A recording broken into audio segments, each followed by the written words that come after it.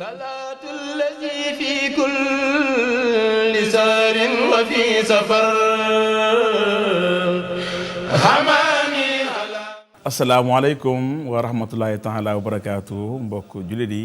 mbokk téléspectateur ITV ñëwaat nañu beneen yoon seen émission yi ñu duppee les grandes conférences Safar 1442 ni ngeen ko seetloo ay bés yi yëpp ci waxtu wi fii ci ITV muy Touba ak fépp ci àdduna bi ñu ngi màggal li nga xamante ni mooy Safar plus précisément di séntu li nga xamante ni mooy 18 Safar nga xamante ni mardi la 6 octobre ci calendrier grégorien mu nekk 18 Safar ci calendrier hégirien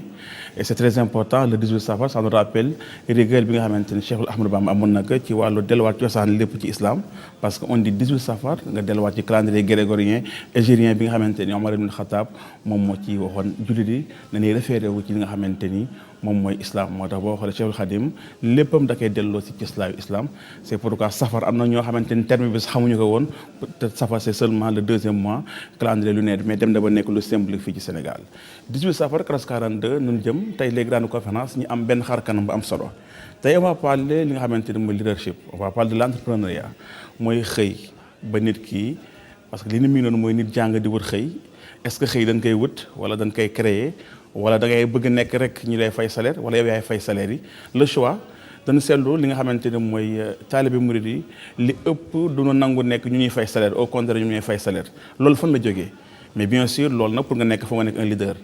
leadership leader donc tey loolu mooy sunu ñaari baat yi nga xamante ni on va jouer si mots yooyu lié ko ak li nga xamante ne mooy point focal bi mooy le mouridisme le cheikh bien sûr donc entrepreneuriat ak li nga xamante ne mooy leadership entrepreneur ak li nga xamante ne mooy leader fii ci les grandes conférences tey ñaar ñi nga xam ñoo ci dimbali mooy ki nga xamante ni mooy sëñ Bamba Seck sëñ Bamba Seck nag dina ñëw ci présentation yi ak ki nga xamante ne mooy Serigne Makhtar Sarr balaa ñu egg foofu nag ki nga xamante ne mooy Serigne docteur Cheikh Gueye moo ñu campeel débat bi docteur ñu bàyyi la nga campeel ñu débat bi nga xamante ni tey suñu thème mooy entrepreneuriat dès aujourd'hui ci mouridisme ak li nga xamante ne mooy leadership du Cheikh. jërëjëf imam Biram bismillahi rahmani rahim alhamdulillahi rabbil alamin subhanaka la ilma lana illa ma alamtana wa innaka antal alimul hakim ñu ngi sant yàlla bu baax di julli ci yonent bi di rafetlu bu baax suñu teewaay fii tey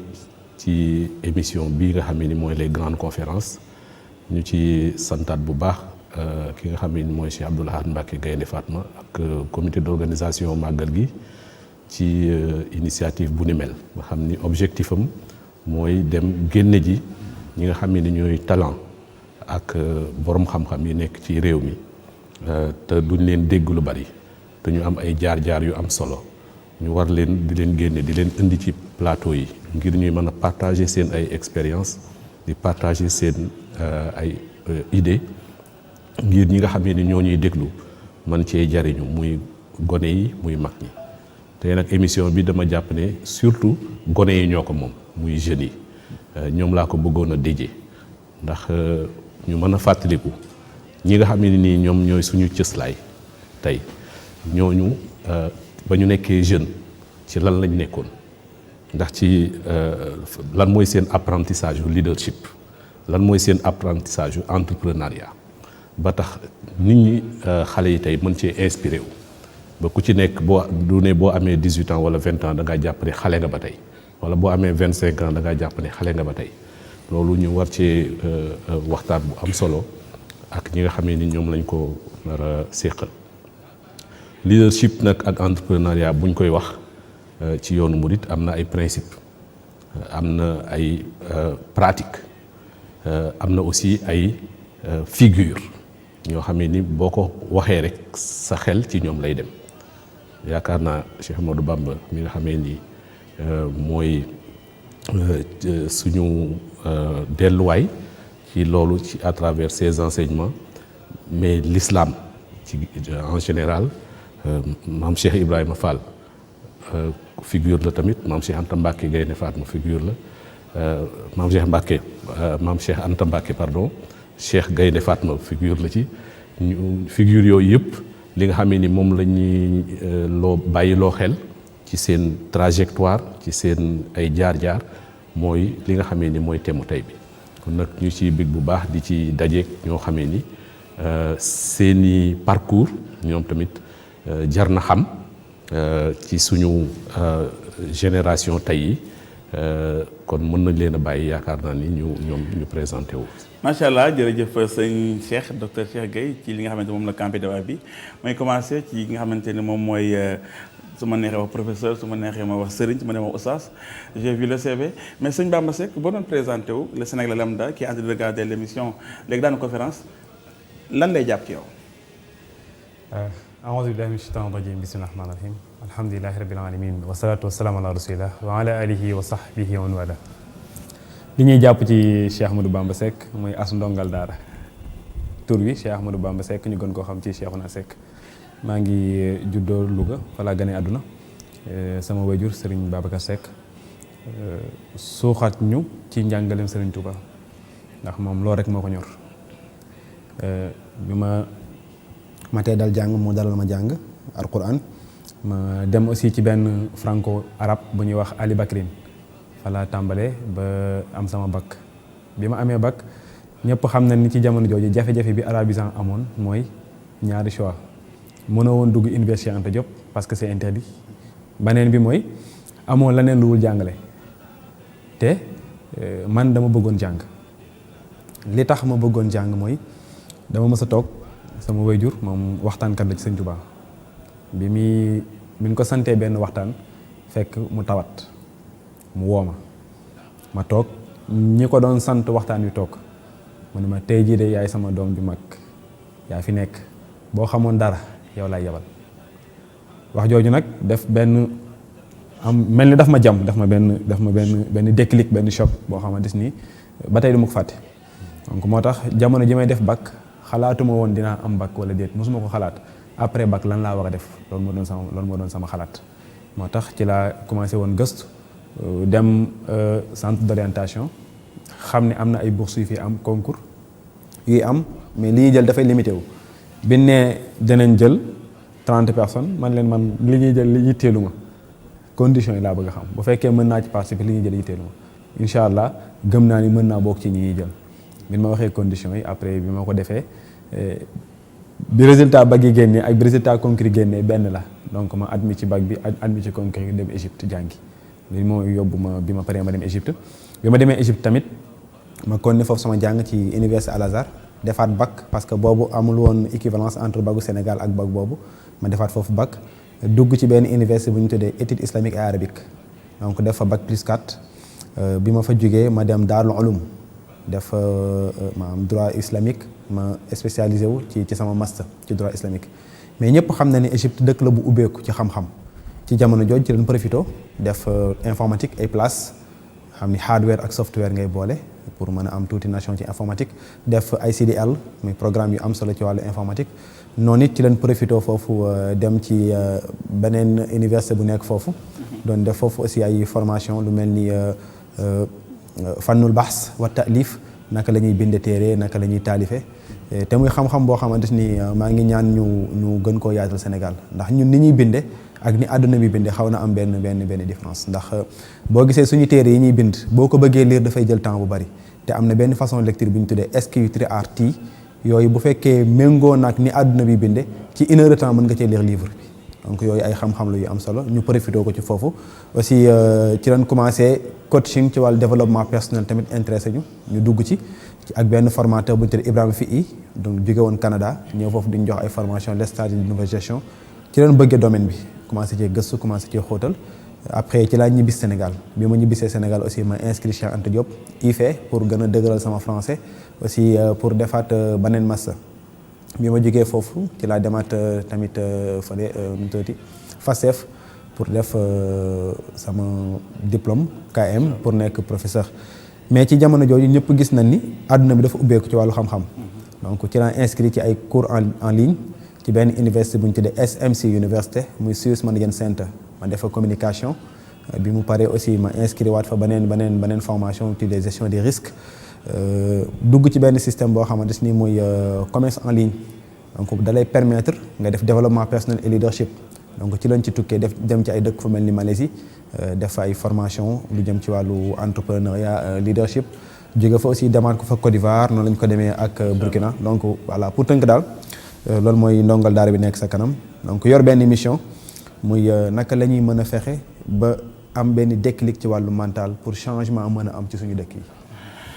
Cheikhouna Seck, Serigne Bamba Seck, avec un parcours, malgré le jeune âge, avec un parcours très riche, en tout cas, on peut dire, depuis Louga, depuis Misra, Égypte, Malaisie, Burkina, Côte d'Ivoire, pour montrer que, comme Aïe Akram de Siro Fil Adfanzero, parcourir la terre, lolu am solo la xamna kon dina am ben argument bu pertinent tay pour mën wax ñu ben point bi xam mo gëna am solo moy point leadership. Ki nga xamante ne mooy sëñ Matar Sarr sëñ Matar gis nga ki nga xamante ne mooy sa naataango mooy sëñ Bamba Seck malgré âge bu ndaw bi ak défi ak maanaam am fit googu mooy ñeme gi nga xamante ni bu nee bag nga xool ñaataay jàll maanaam yow itam booy présenter sa bopp pour le Sénégal lambda bi lay seetaan lan lay jàpp ci sëñ Matar Sarr. asalaamaaleykum wa rahmatulah ñu ngi siyaar ñëpp defe naa ni sëñ Cheikhouna moom day wax macha allah ndax li nga wax moom day dalal suñu xel bu baax di ab soññe ci jaar-jaar bi man nag mook taaw moom buñ koy wax naturellement sëñ Touba suñu lépp la soxla mooy wax taalibe bi murit lan wax naan murit de naissance et de conviction ndax loolu dafa am solo waaye si sama jaar-jaar par rapport ak thème bi defe naa ni ren maa ngi tënk sama daanaka fukki at ak juróom-ñeent ci jaar-jaar ci liggéey. 19 ans d'expérience. 19 ans defe naa ni 2001 ba léegi. si tawfeex ak ndimbali yàlla suñu borom si laa commencé liggéey commencé woon nag daanaka noppeegu ma woon sama jàng sax ndax fii laa amee baccalauréat C lycée Lamine Gueye mooy ni nga waxee rek je suis un pur produit du banlieue ndax man Guédiawaye la màggee Saint-Abraham Sem Pikine Est jaar naa Thiès tamit parce que mon père est fonctionnaire donc qui a toujours servi l'État et il nous a trimballé toujours au service de l'État moo tax ñu jaar lycée Limamoulaye wëlbatiku dem Thiès Sem Diamaguène ENSA dugaan bi Mariama ba Gorée où on logeait di jàngee lycée Lamine Gueye à l'époque où j'ai eu le baccalauréat C en 97 mooy at bu métti bi bu ñu jàllee bac bi en 97 mooy grève yu métti yi ba on a passé le bac au mois de septembre. Septembre enchaîné bon. moo ngi noonu voilà ñun ñu am tawfeex nag après loolu. donc ci noonu gannaaw gi laa def les classes prépa HEC au niveau de l'ISM donc en passant je vais remercier tous mes mentors parce que jaar nañ ci loxo yu bari notamment Amadou Diaw qui a placé beaucoup de confiance qui m'a beaucoup couvé durant ce parcours là ndax ISM jamono jooju buñ koy wax defe naa ni nekkul ISM bi la. ban Diaw la Diaw bi nekkoon UGB. Amadou Diaw le fondateur. oui c'est ça bien sûr voilà.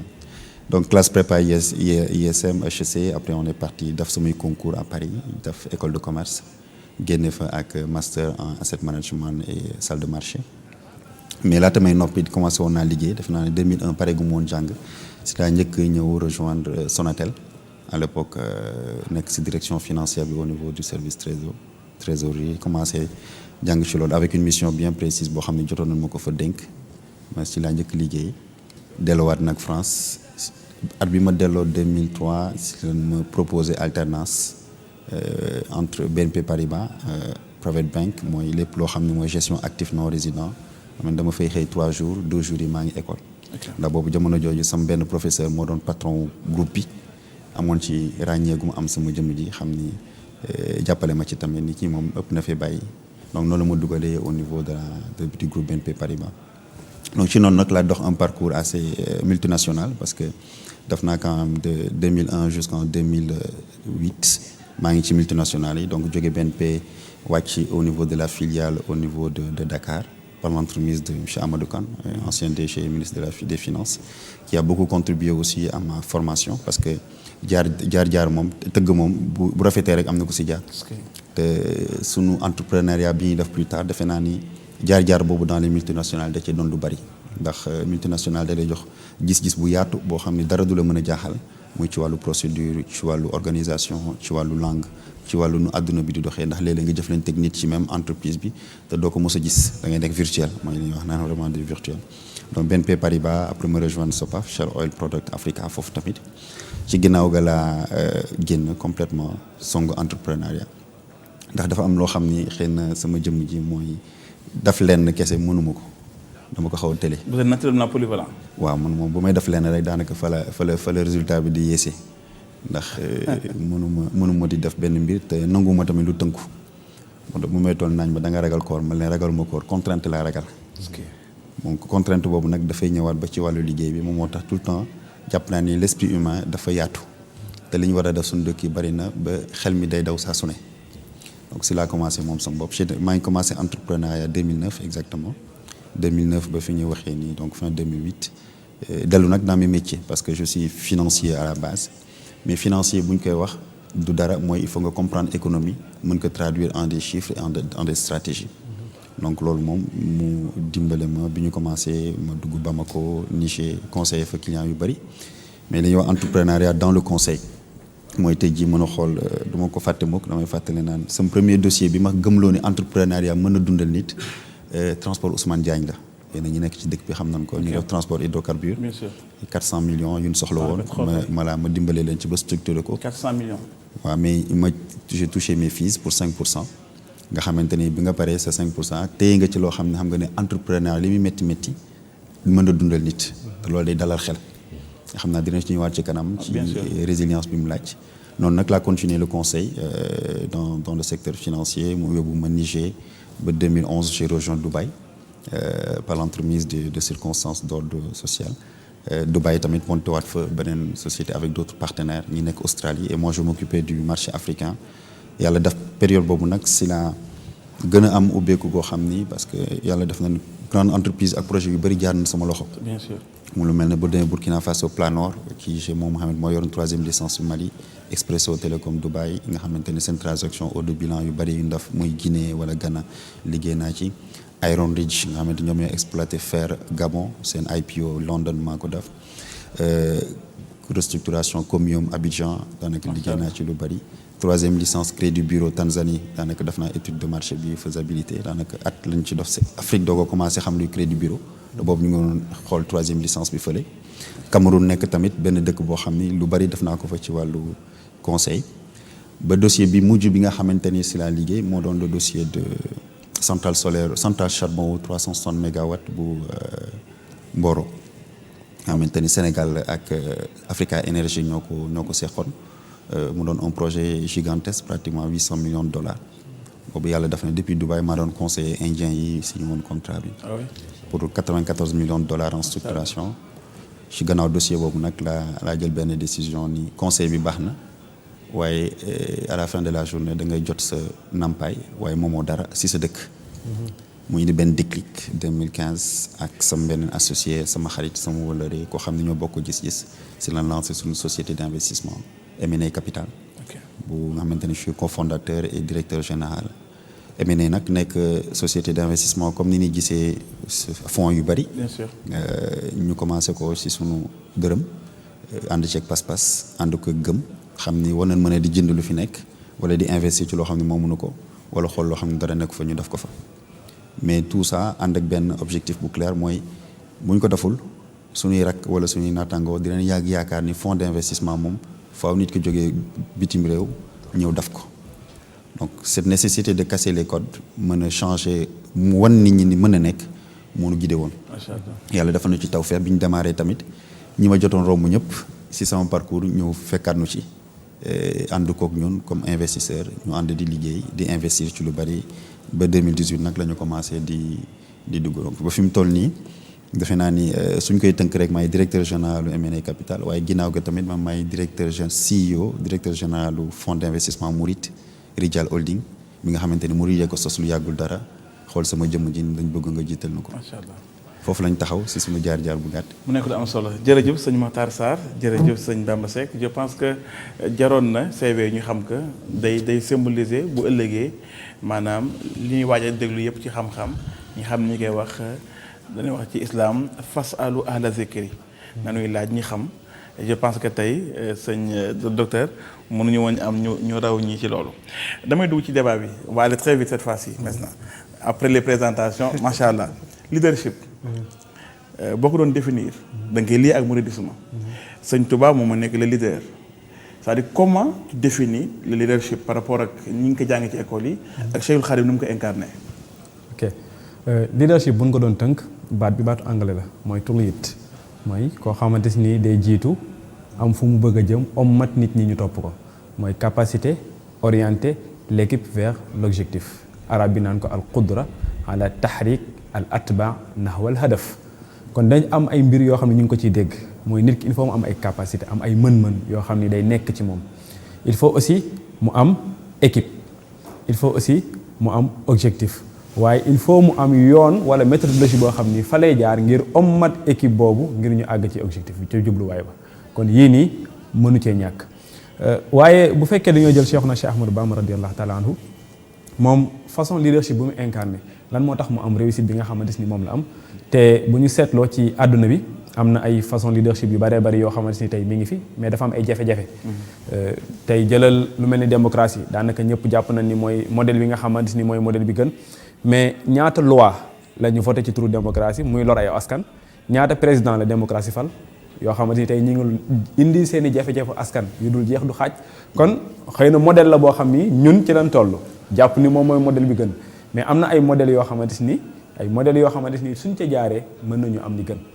beneen jafe-jafe bi nga xam ne tamit mooy ñun boo jëlee en Afrique surtout suñu torche suñuy niituwaay ci wàllu leadership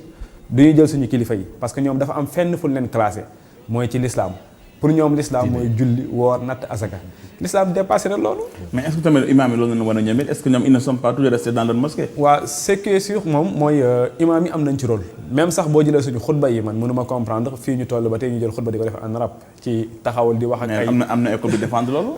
am na école yi défendre loolu si. mais pourquoi est-ce que tu penses que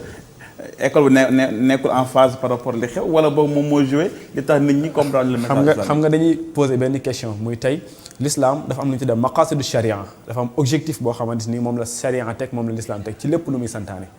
tey santaanewul ajjuma nga jël nga xam ne 52 ajjuma pour 52 messages yi war a jàll est-ce que mi ngi jàll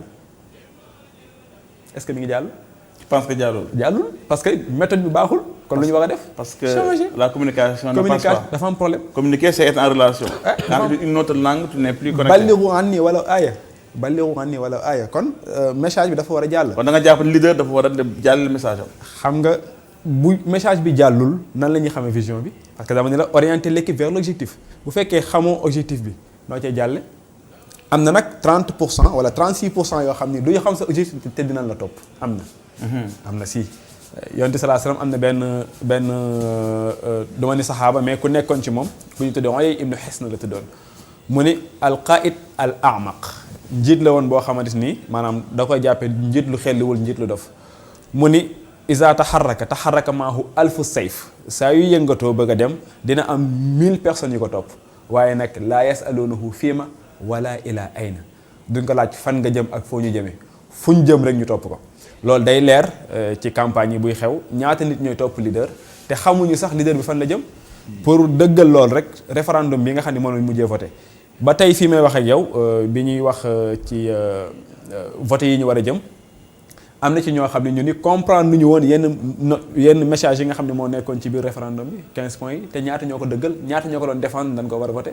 kon dina am ay nit ñoo xam ne dina la topp te du xam sa vision mais leader dëgg du doxee noonu. mais bu ñu ñëwee ci mouridisme ak le leader Cheikh Ahmadou Bamba nga appliqué par rapport ak li xew léegi est-ce que le message passe est-ce que leader bi am na connexion ak ñi nga xamante ne mooy penc bi instant bi Sénégal la nekk 21e siècle nekk coronavirus. maaga gi nekk benn défi bu am solo. léegi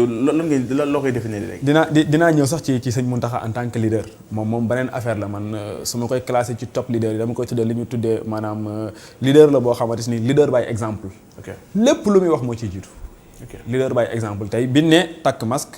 kilifa di takk masque raxasu da nga koy gis muy raxasu buy dem biñ ne dañoo war a jàppale dafa def anticipation kan moo njëkk a anticiper génnee jàppale doomu aadama yi Sénégal. 200 millions kan moo njëkk a def anticipation boobu moom moo ci sax jiitu gouvernement. kon donc loolu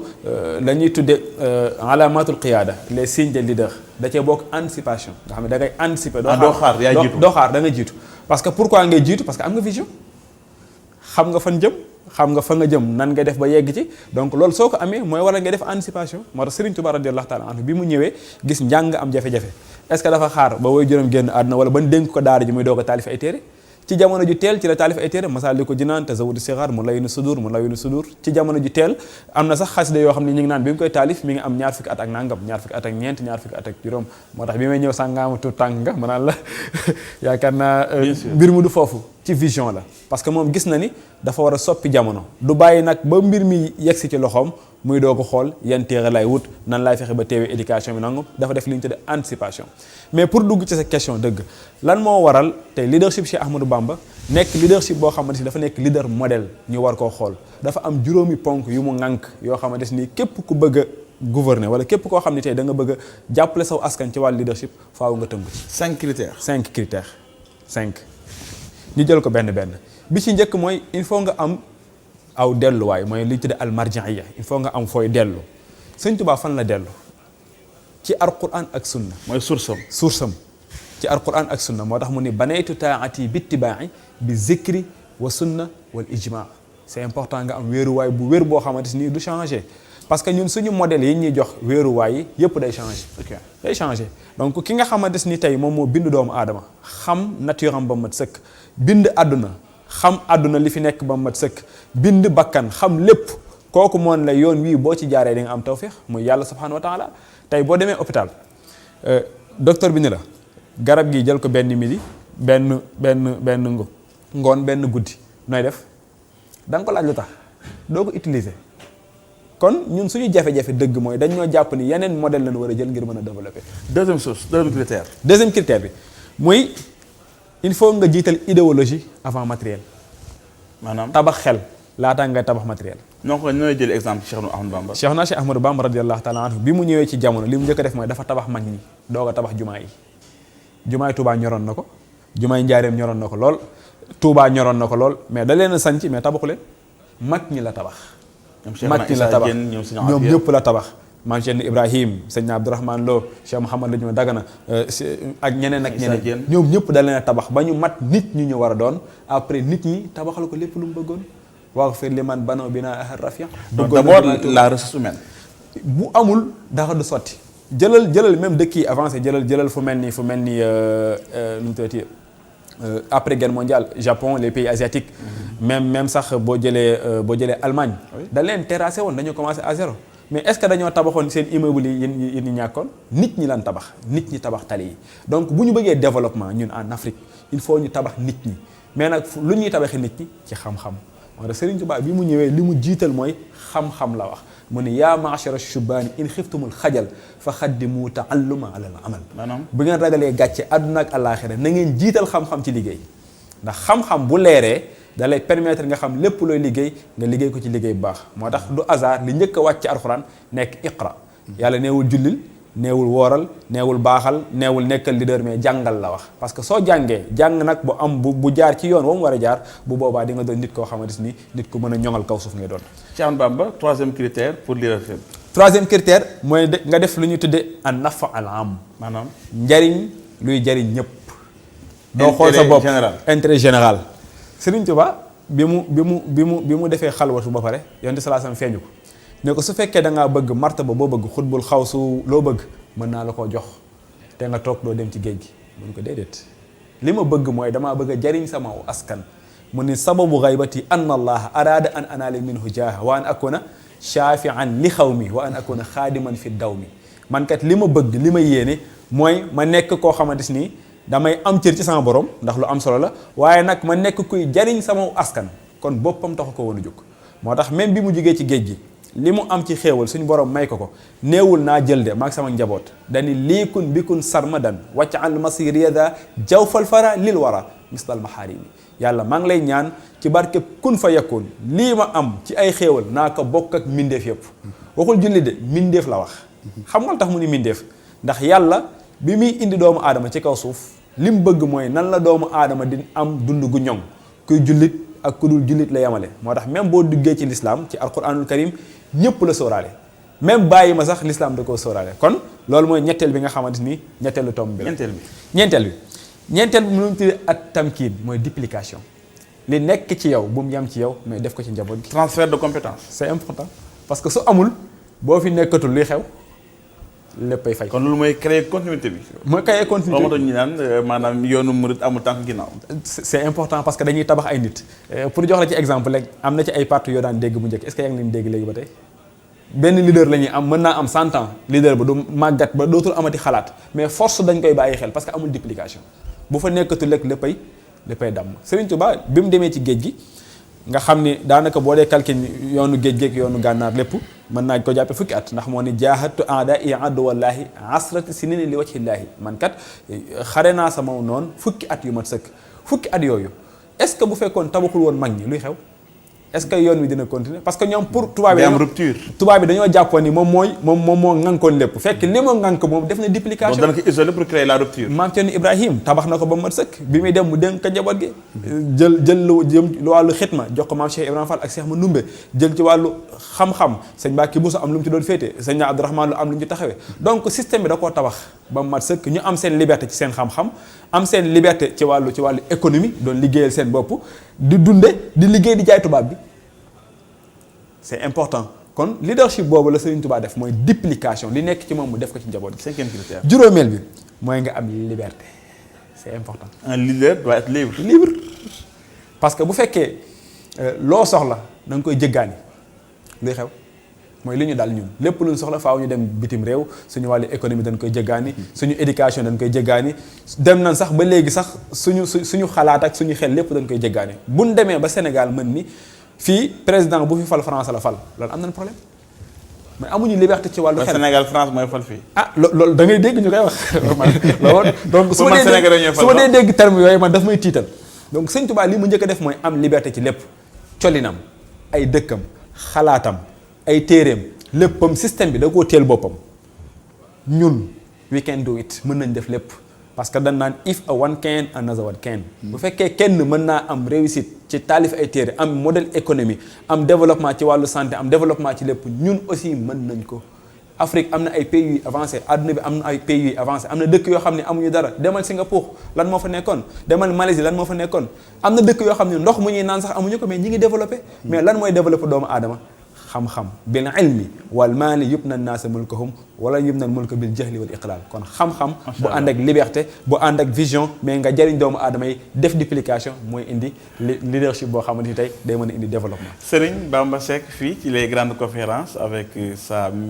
en tout cas sa méthode très efficace de définir le leadership et boo xamante ni ñu ci adhéré wu mais dina ñëw côté ba parce que un leader gis nañu intérêt général la liberté être libre donc mais yooyu yëpp pour nit libre foog mu mënal boppam. moo tax sëñ Makhtar dama bëgg ñëw ci entrepreneuriat rawatina démb ak tey lii ak li nga xamante ne mooy mouridisme dana gis ni li ñu miinoon mooy depuis sa njëlbeen bi nga xamante ne mooy bi ñu tabax jumaa ji Touba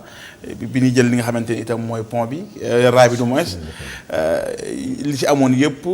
taalibe yi xaaruñu kenn lépp defal ko seen bopp loolu di wéy ba Masaalikul Jinaan c'est-à-dire booy ñëw définir entrepreneuriat d'abord ni ñu ko firee ci àdduna bi ñu xool les vrais leaders ñoo nekk ñu moom seen bopp gis nga léegi ñu indi les GAFA Google Apple Amazon ñi nga xamante ne mooy kii ñu gis ni boo xoolee Sénégal gi gis nañ ko impact bi ñi jógee ci daara te bu ne daara rek delloo ko li nga xamante ne mooy ci diina ji en tout cas à part alal les rares milliardaires yi nga xamante ne ay maanaam min nañ leen ci wàllu yenn yi milliardaire bu nu xam boo xamante ni daanaka kasbul xalaal la bi sëñ bi jàngale mooy ñi nga xamante ni taalibe dëgg-dëgg dañ nan léegi loolu fan la jógee ak noo koy définir. waaw defe naa sëñ Bamba defe naa ni indi na loo xam ni lu am solo la. indi na squelette bi. waaw squelette bi moom daanaka wér na te dañ ci kontaan sax ndax du ma dellu ci la quintessence ou la valeur intrinsèque mais dañuy jox benn extrapolation. Okay. De façon effective. Voilà. Parce que li mu wax nga xamante ni dina am benn valeur factuelle boo xam ni dinañ ko mën a comprendre ndax li mu njëkk a indi ci démarche bi ci yoonu murid defe naa ne mooy la base de l'entrepreneuriat muy entrepreneuriat murid donc par ricochet muy entrepreneuriat ci képp koo xam ne da nga nekk ci diine mooy référence bi te defe naa ne sëñ bi loolu njëkku jàngal ci nekk ci loo xam ni dafa lew nekk ci loo xam ni lu jukk nekk ci loo xam ni dëppoo na ak diine ak charia ba moo tax booy dugg ci entrepreneuriat sax léeg-léeg secteur bi ngay dugg da doon loo xam ni faaw nga natt ko su ma koy misaal dafa mel ne bi ñu ci tolloo ba ñuy invité naanu ndax du ngeen ñëw investir ci hôtel xamante ne boo ko càmbaree ba ci biir nga xam ne boo dugalee sa dërëm ci biir hôtel mën na am loo xam ne du dëppook charia te sa dërëm mi ngi ci jàpp nga génnaat ñu génn loolu ni ñun. da nga ciy bàyyi xel da nga koy bàyyi xel loolu moom faa nga koy bàyyi xel ala kulli àll. si kon taalibe bi moom du alal ji rek. waaye day yoon alal yëpp dafa war a baax. mënta nekk ndax mënoo ni taalibe nga am loo xam ne tey jii lu xaram la nga ni da nga ciy dugal sa dërëm. ndax moom moo lay delloo si sa pilier en termes d'investissement. ndax ñun bu ñu xoolee suñu entrepreneur bi ñu ko démarré lépp loo xam ne tey jii dafa laal ci loo xam ne dañ koy tere duñ ko laal mooy lu wax naa ci hôtel mooy ci lu jëm ci bar wala jëm ci loo xam ni trafic de drogue loolu dañuy delloosiwaat ci li mu wax mooy premier pilier bi. te defe naa ne yoonu murit bi nga xamante ni sosu na ci entrepreneuriat dafa am benn li naan base boobu bi mu taxawee mooy ñu xam kan lañ doon ak la mooy suñu référence mooy li nga xamante ni mooy sa penku. ndax su may wax penku ci entrepreneuriat mooy loo xam ni saa yow gestoo nga gis ko foo réeree nga gestu ko. un modèle. c'est le modèle c'est le nord du navigateur nga xamante ni saa yoo naviguer nord bi ngay njëkk jër mooy sa boussole moo la mën a permettre lépp looy def rek foofu nga koy nattee. loolu defe naa ni sëñ bi da ko tënk jàllale ko ci njaboot gi moom ni mu ko waxee la ca topp moo doon ñu am benn loo xam ni li ñu wax actif ci entrepreneuriat ndax booy démarrer faaw nga démarrer ci dara. foo nga am ci loo départ. am ci départ actif boobu nag looloo ci jiitu la ca topp mooy actif naturel suuf ak taw. boo xoolee entrepreneuriat yoonu murit ci mbay la commencé. ci mbay la commencé ci mbay la commencé ci mbay daanaka lépp loo xam ne tabax nañ ko ci li nga wax koom bi ci mbay la jóge te mbay boobu boo xoolee suuf si du lu ñu jaay du lu ñu lebal suuf soo xam ne la fii lañ dafa naturel ndox mi bu yàlla suñu borom tawee ñu gopp ko ci mu am barke ñu génne zakat la ca des ñu jox sëñ bi la ca jeex ñu lekk ko. kon loolu volonté rek la. volonté la ak doylu goo xam ni da ngay doylu sëñ Bamba ci lu wér. ndax volonté rek doyut waaye il faut que nga wéeru ci loo xam ni mooy li sëñ Bamba doon wax mu wóor leen yow lii nii ñu lay defloo yàlla suñu borom moo ko santaane te ki nga ko seexal si mu waxoon bu wér la delluwaay te ki la koy defloo ci lu wér la ko teg te du la réeral mukk te loo ko jox mu yegg ci yàlla suñu day am yaqin une certitude bu wér la yaqin kon loolu defe naa ni entrepreneuriat mu ci loolu la sosoo ci bay jël génne sa asaka génne addiya jox lekk jàngi xam-xam gën a tegwaat ci yoon ba lépp lu yoonu murit am ci loolu la commencé waaye boobu da doon entrepreneuriat désintéressé ndax bokkul ak ni ñuy ooyee entrepreneuriat fii nii nga xamante ni da ngay dugg ci yenn concept financier ndax rentable na ndax di nga am de vrai capitaliste xëy na sax du lu bon fi ñuy toll xëy na dina ci ñëwaat waaye jamono jooju loolu la laajoon ndax objectif bi dafa leeroon l'objectif bi moo doon poser des infrastructures de base pour mën a atteindre benn objectif commun ndax sëñ Bamba du ko indiwaat doon nu woon def pour intérêt personnel waaye fallait que jumaay njaareem taxaw ndax ndigal la woon fallait que jumaa ju mag ji taxaw ndax ndigal la woon kon entrepreneuriat boo xam ni lépp ñu ngi ko doon def pour yëkkati koom dem jàpp ci liggéey raay bi la ba noppee ñu dem jàpp ci liggéey jumaa ci kon mu ne kon forme d'entrepreneuriat boo xam ne xëy na xamuñu ko léegi nii ndax fi mu toll nii ku dugg ci entrepreneuriat yaa ngi xool ñaata laa ci gagné profit bi lay am waaye damay faral di wax naan retour sur investissement bi ñu daan am ci entrepreneuriat boobu weesuwul woon ngërëmal suñ borom jaaree ko ci ngërëmal Cheikhul Khadim waaye ça a beaucoup servi ñi nga xamante ni moo ci noonu defe naa ni ci noonu la yoonu murid doxee mu am si ñoo xam ni nag ñoo gënoon gaaw ci mbay mi que ñeneen ëppoon fit ba mën a développer yenn capacité de production ba nga xamante ni dinañ am li naan lu surplus ndax bu dee da nga bay da nga doon bay benn hectare nga mën a bay ñaar am ñeent dem bay am 100 hectares nga jokk ci li ngay dundee jox la ngay jox sëñ bi am na ci loo xam ne da nga xool noo koy defee defe naa ni ci loolu ubbeeku commencé entrepreneuriat jàll ci wàllu commerce di jënd ka di jaay lii di dugg si lii di dem defe naa ni sëñ docteur foog nga am lu ëpp sa soxla loolu jur la nag yeneen xalaat pour nga gën jëm ci kanam ma ngoog te nga ñeme ko nga ñeme ko te di delluwaat ci penk boobu donc loolu moom du jaas ndax moom lépp loo xam ne yaa ngi foo muy barkeel toujours faaw du jaas lu muy bëri rek nay barkeel moo tax am na wax ju ñuy faral di wax naan bu leen fàttee di génne asaka waaye asaka murit war na rus di ko génne ndax rus di génne murit mooy murit war na rus di denc mbir at ba at talaaru ko waxin la parce que asaka dafa mel na vraiment mooy ñi amuñu benn choix denc nañ ko ba ñu ne doyewuñ ko dara mooy loo xam ni sa waa kër soxlawuñ ko amoo mbokk bu ko soxla amoo njaboot bu ko soxla communauté bi soxlawu ko sa sëriñ soxlawu ko nga rënk ko at ba at yéen a ma gën a jàng alxuraan yéen a ma gën a xam asaka la moo laaj moo tax ñu naan murit war na rus di génn asaka mais loolu day indiwaat la notion communautaire nga xamante ni tout le temps dañuy bàyyi xel fu communauté bi toll en termes de besoin ci loo xam ni kilifay communauté bi laaj na ko wala ci loo xam ni laaju ko waaye war na nga ci mën a jàppale te waxu ko ndax ñaari dimension yi dafay ñëwaat dans l'entrepreneuriat il y a des souhaits exprimés et des souhaits non exprimés souhaits non exprimés mooy loo xam ni yow jàpp nga ni lii de bu ma ko defee sëñ bi yëg ko bañ ko yëg am naa ci ngërëmam waaye lii sëñ bi santaane na ko te moo xam la tax mu santaane ko te bëgguma xam lu mu ndax doy na ma si diggante ak boromam ma di ko def loolu dafay indiwaat beneen dimension doylu bi indi mais defe naa ni suñu koy dellu siwaat ci point bi mooy entrepreneuriat yoru murid noonu la ñëwee ba mu am benn émergence ay pôle ñoo xam ne tey jii mën na leen ay pôle la voilà ñoo xam ne vraiment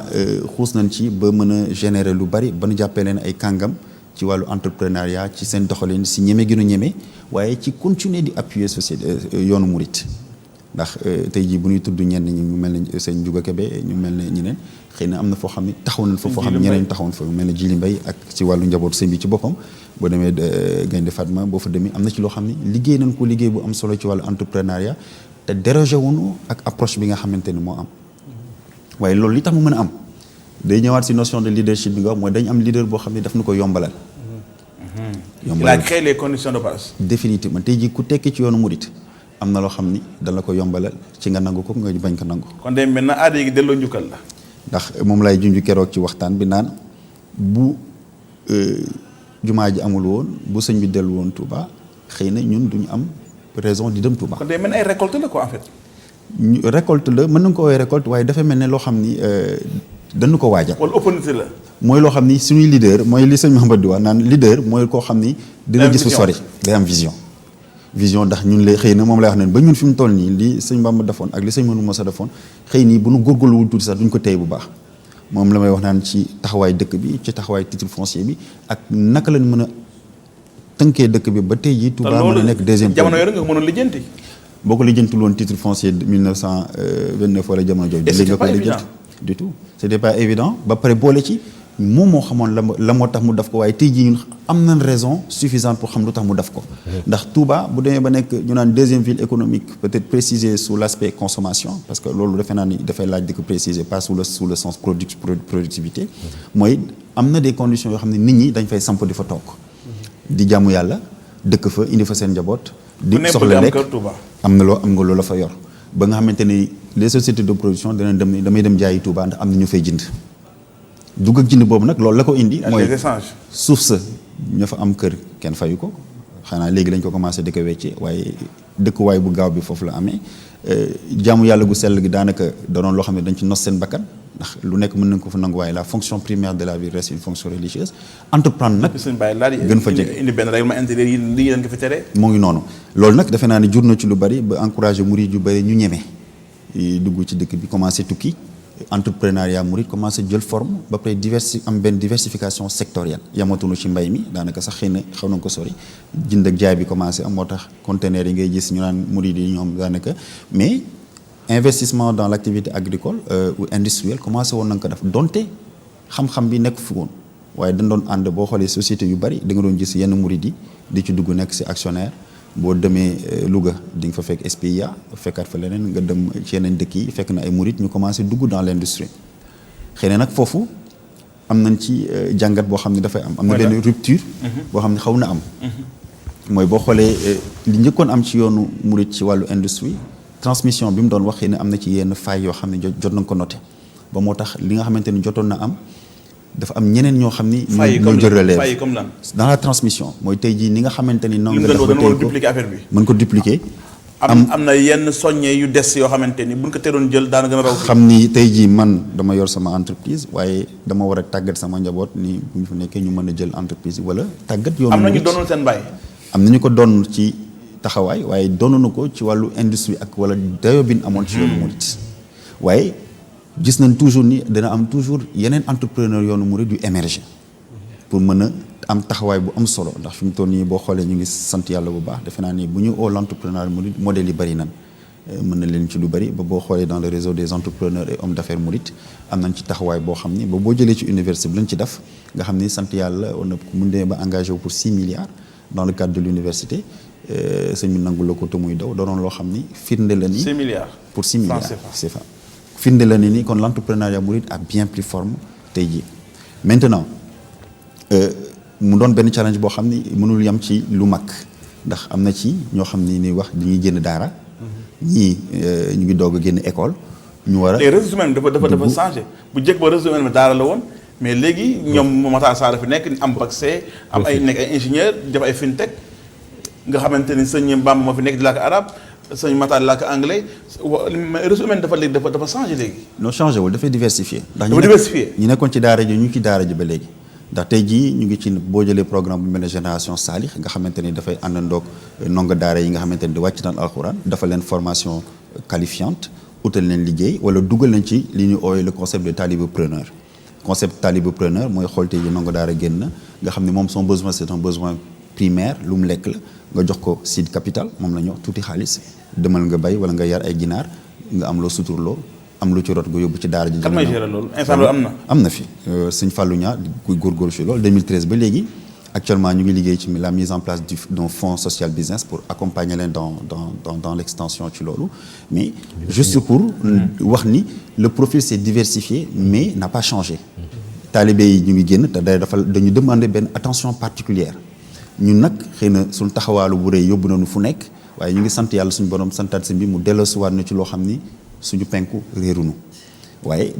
dañuy indiwaat ci notion communautaire boobu entrepreneur moom ci yoonu murit faaw mu noonu loo xam ni day lalu ci vision sëñ bi mën a jëriñ communauté bi di ko sëñ te jëriñ communauté bi nag foofu la méttee xëy na du lu yomb ndax bu yomboon ñëpp daf ko te tout le monde n'a pas vocation à être entrepreneur ñii dañuy nekk entrepreneur ñii nekk des salariés et voilà il faut que loolu ñu mën ko def ñii jiitee ñi ndopp seen gannaaw defe naa ni foofu jërëjëf sëñ Makhtar mu nekk les deux premières en tout cas parties yi nga xamante ni leadership ak entrepreneuriat j'ai commencé par leadership parce que leader bi mooy nekk entrepreneur bi docteur léegi suñuy résumé suñu ñaari kilifa yi leen wax xam naa au lieu de résumer dama koy mettre en perspective macha allah ndax ñi nga xamee ni noonu la ñu présenter définition leader ak ni ñu ko mën a déggee ci àdduna bi ni mu amee diversité ñu war a mën a taxaw ci spécificité wu suñu leadership ak naka la émerger suñu bosu bopp suñu bosu bopp naka la émerger ci ak ci ban contexte la émerger d'abord dafa ko émerger ci contexte boo xamee ni dañoo noot ñëw di jël si suñu koom mais jël suñu koom boobu li ñu ci jiital mooy jël suñuy xel nangu ko donc moo tax nanguwaat boobu ñu waroon a nanguwaat suñu bopp d'un point de vue intellectuel d'un point de vue culturel moo waroon a jiitu nanguwaat suñu bopp bi d'un point de vue économique moo tax bi tubaab bi demee ba yaakaar ni moom taxaw na fi li mu waroon a def na ko pacifier na li nga xamee ni moom mooy espace sénégalais mu commencé doxal koom daal di seet lan moo mën a jóge Sénégal ci ay koom lu mu mën a yóbbu réewam loolu la def ba mu ko defee nag li nga xamee ni moo ñu may chance mooy ci jamono jooju ay mag ñu mel ni Sëñ Touba dañoo yàlla aussi daf leen a indi ci même ci jamono jooju précisément ñu indi beneen type effectivement de leadership boo xamee ni cëslaayam mooy suñu diine waaye cëslaayam aussi mooy suñu cosaan donc conjuguer suñu diine ak suñu cosaan loolu ci boppam moom moo tax ñu mën a amaat cëslaay doxalaat suñu réew waaye doxalaat ko ci suñu ay principe bopp mais loolu dàqul li mu parallèle mooy maanaam le fait que état moom bi muy judduwul ci cosaan bi cosaanu tubaab bi la juddoo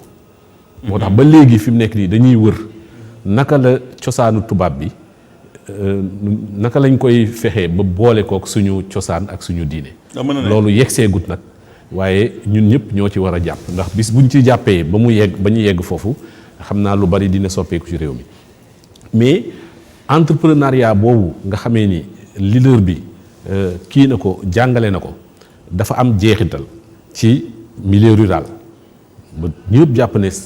milieu rural daal moom murid yee ko moom ba nit génn ci livre tuddee ko les marabouts de l'arachide nga xam ni foo déggee marabout arachide moo ci topp ñuy dem def seeni gëstu daal di xool daal di ne ñii maanaam seen doole ak lépp ak li nga xam ne nii moom mooy seen cëslaay lépp ñoom ci mbay la jëm. même esprit entrepreneurial boobu ak même capacité d'adaptation boobu moo tax ba ñu demee milieu urbain tamit ñu ràññee leen. ëndaale ko xam nañ ko. kon li ñu ëndaale du ay gopp de pour bay indiwuñ ko ci taax yi li ñu indi mooy esprit bi donc bi ñu ko indee ñu commencé leen ràññee ci ay domaines yi nga xamee ni yëpp mën nañ fa def ay entreprise domaines yu ñu maîtriser ak domaines yoo xamee ni dañ cee nekk di jàng ñu koy wax chaque fois soo xoolee tey li ñuy wax économie circulaire wala économie positive nga xamee ni day doon ay domaines économiques yoo xamee ni day bañ yàq day bëgg récupérer yooyu murit yi ñoo ci jiitu maanaam mun naa wax ni fi daanaka fii lañ ko inventé xanaa dañ koo tudde feneen tudde ko neneen mais fii lañ ko inventé man sama mbokk yi butéel yi ñu daan sànni feer yi ñu daan sànni pajaas yi ñu daan sànni tey jii nii moom la ñu tabaxee ay kër tabaxee ko ay dëkk ngir defaraat ko kon biñ nee nag foofu la ñuy yem bu ñu demee bitim réew it même chose esprit boobu identité boobu ak confiance en soi boobu nga xamee ni moom la ñu mos a am moom la ñu leen transmission loolu moom la ñu fa yóbbu ba tax tey seen capacité d'adaptation foofu tamit leer waaye territoire yi nga xamee ni moom la murit yi di dem du jeex ndax dama jàpp ne mën ñu bari ne murit yi dañuy surfer sur la vague de la mondialisation maanaam ñoom nekkuñu ne dañoo rejeter mondialisation li ñuy def mooy mondialisation bi dañuy surfer ci vague bi maanaam dañuy dugg ci biir seet ci seen place jël ko ca waaye fu ñu koy delloo mooy seen dëkk ak seen ngëm-ngëm donc loolu lu am solo la mu fés bu baax ci ay exemples yu leer ci seen ay présentation mu doon aussi loo xamee ni war nañ ko quand même xoolaat ngir mu gën a dëpp ak jamono moo tax ma intéressé trop par li mu tudd li taalibe preneur boobu mu wax nga xamee ni bokk na ci suñu ay défi naka la ñuy maintenir ay daara ñu fay jàng alxuraan di fa jàng xam-xam di jàng alxuraan ba koy bind di fa jàng ak yar ba pare li jamono laaj ñu fekke ko mën ca am na lu ñu fa taxawee loolu défi la te défi boobu tey jot na seeni profil wane na ko ne lu mën a nekk la ndax tamit ñi nga xam ne ñoom lañ fi mos a invité ñëpp soo ko seetloo boobu profil lañu yor dañuy jóge ci daara ja wane ne war na nekk mën na nekk nga jóge ca daara ja mais dem ba fa nga xamee ni fa la xam-xam ëppee donc loolu dafa fes ci waxtaan wi xam naa ni ba ci kanam incha allah. jërëjëf Serigne Cheikh Gueye docteur Cheikh Gueye mbokk yéen a ngi seen émission les grandes conférences Serigne Bamba Seck tey on va appliquer le leadership après avoir défini le leadership bi ko définir dañuy ñëw ci jamono ji. ñu ngi nekk jamonoy corona ñu arrêté rassemblement yi mag yëpp Màggal Tuubaa dafay am. loolu leadership la. un leader moo mën a c'est-à-dire défier ba pare am vision bu leer. léegi boo sëñ Mountakha lañ jël mu nekk le leader bi incarné leadership mouridisme aywa dugal ñu si loolu. jërëjëf question yi nga ma laaj yëpp bii ma ci dàqal. bismillah ndax du loo xamante ni lu ñuy làmbatu la xam nga sëñ bi sax am na ñu bari ci ñun ñoo xam ni fekkuñu ay jamonoom ay mbindam ak yooyu la ñuy dellu mais kii nag daa dund ak ñun doon sëñ Tuubaa ba pare jaar ci yoon woowu nga xamante ni tey mooy yoonu masalul a'la leader dëgg bu fekkee mbir yëpp ñu ngi dox. sa leadership mën naa bañ a feeñ mais ci jamonoy crise jamonoy jafe-jafe ci la ñuy xam. leader yi koy xàmmee bu méttee. kan mooy kan mais bu fekkee lépp mi ngi dox lépp jaar na yoon amoo benn problème économie baa ngi dox social baa ngi dox lépp mi ngi dox donc loolu da ngay toog. fii balaa ñuy wax technicien yi rek lamp yi fay. bu lamp yi fayee ci ngay doo nga xam njëriñu technicien mais fekk lamp yi fayul doo xam njëriñu technicien. macha allah kon donc leader dëgg fan nga koy xamee saa yu jafe-jafe amee donc bu jafe-jafe amee dafa am ñaari façon leader yu am leader bi nga xam ni. li muy xalaat mooy gestion des crises lay xalaat nan lay fexe ba génn ci crise bi mu nekk. ok am na ñuy xalaate noonu ñooñu seen xalaat bu gàtt la ñuy xalaat ñooñu souvent ñoom ñooy utiliser modèle bu naan SWOT mooy les points forts points faibles menaces et opportunités daanaka Sénégal gépp université boo dem moom la ñuy jàngale. te moo ñuy indil jafe-jafe yi ñuy dund. yaakaar naa li may wax xam ngeen ko bu baax soit. léegi. beneen mooy bu fekkee bari na lu mel ni Pfeiffer lu mel ni PMSP planification par scénario Delphi bari na ay modèles yoo xam ni yu am solo la. Sénégal bi na am moom efficace soit dafay échec 60% sur les plans stratégiques. alors que mais ci plan opérationnel c'est bon. ci plan opérationnel baax na mais su fekkee investir lu am sant du baax de. waaw mais su fekkee plan stratégique la moom soit efficace ci plan stratégique bu fekkee plan opérationnel naa am mën na nekk. Sëñ Mountakha Bassam ban la. Sëñ Mountakha li ma ciy wax nag ay firnde yu wér laa ci indi. ngeen bàyyi ci xel bu baax a baax. bi mbas mi amee li ñu njëkk a def mooy dafa am ñaari mbir yoo xamante ni dañ koo tabaxe doomu aadama dañ koo tabaxe ci ban ak ci ruux. ban bi mooy soxla lekk soxla naan soxla économie am dox. soxla ay dépense matière bi dafa soxla lu muy dunde kër soxna loo lekk loo naan et cetera. ruux gi dafay soxla jaamu yàlla. te ruux gi bu fekkee dafa faible ban bi dootul amati njariñ ñaata nit ñoo fi nekk ay milliardaires di xaru bari na mais ñaata nit ñoo fi amul dara mais di muñ. moo tax yonent sallallahu alayhi wasallam ne ajaban min amril mu'min inna amruhu kullu xayri in asaabahu shara shakara fa kaana xayran lahu in asaabahu dara sabara fa kaana xayran lahu mooy jullit dëgg boo xamante ni dañ laa tabax boo nekkee ci bànneex da ngay sant yàlla xam ne du sa mën-mën ak sa aay moo tax nga àgg foofu boo nekkee ci tamit safaan am ay jafe-jafe da ngay muñ xam ne subhaanahu wa taala moom moo la ko jox moo tax Sëriñ Tuubaa daan wax ni yaa rabbi in aataytani fa shukru wa in manata fa ridan wa sabru yàlla kat soo ma joxee man Sëriñ Tuubaa dinaa la sant bu mu wér waaye soo ma xañee fa ridan damay kontaan wa sabru dooga muñ kon ridan mooy nga accepter situation actuelle bi donc Sëriñ Mountakha bi mu njëyee li mu njëkk a def mooy dafa accepter situation bi résilience xam nga lu mu wax taalibe yi corona seen mbokkum taalibe yi rek daa am mission bi muy dox donc état d'esprit positif ba pare nga dalal xelu nit ñëpp xam ni kii dafa am benn mission maanaam mooy il faut être zen donc communication corona benn mbokk la bu bokk la. benn mbokk la mbindeef la comme mbindeef yëpp dafa am rôle bu muy war a jouer saa yu jotee dafay dem te du moom dong moo fi nekkoon mbindeef du moom dong moo fi nekk. kon duñ tee lekk duñ tee naan. duñ tee lekk duñ tee naan jaamu yàlla. donc état d'esprit positif boobu day dalal xelu nit ñi. mais buñ leen tiitalee corona ku mu laal nga nangam na fii di day daw. te Will Durant benn borom xam-xam la boo xam ni jël na 40 ans di jàngal civilisation mais nee na civilisation fan lay arrêté fekk ragal mi ngi am. ak li ñuy tuddee al itrab maanaam jaxasoo bu amee. maanaam mënoo am koom-koom bu dox. moo tax bi ne corona ñëpp tiit koom-koom bi dafa wàcc. kon la peur et le doute baaxul. baaxul moo tax Sëriñ Tuubaa mi ngi koy ñaan moo ci matlabu shifaa yi washqi jamii al muslimina ajila summa qihim xawfan wa xusnan ajila yàlla maa ngi lay ñaan nga dàqal leen lépp lu jëm ci ragal ak lépp loo xam ni tey dafay. alors moo tax ñu ne murid day am fit. c'est normal nit boo dem mën a day dal boo amul fit doo dem. am fit ba dem mokk. waaw am fit ba pare mokk parce que li nekk ci àdduna bi subhaanahu wa taala dañu koo jox ba pare préparé ñu ni fa tabarakallahu ahsana xaaliqin man yàlla man maa leen bind. maanaam bu ñu xoolee ci yàlla waruñu ragal. fa tabaraka ahsana xaaliqin donc da ngay gëm yàlla doo ragal mais ba pare di sabablu c'est important. sabablu wala talqu aydikum ila tahluka bu leen sànnee. Sëñ Mountakha ci sabablu bi lan la. Sëñ Mountakha ci sabablu bi li mu njëkk a def mooy partage wan ni kat lii kat dañ koo war a xeex mais ni ñu koy xeexee koom ci la bokk ni ñu koy xeexee mooy partage ci la bokk mu jël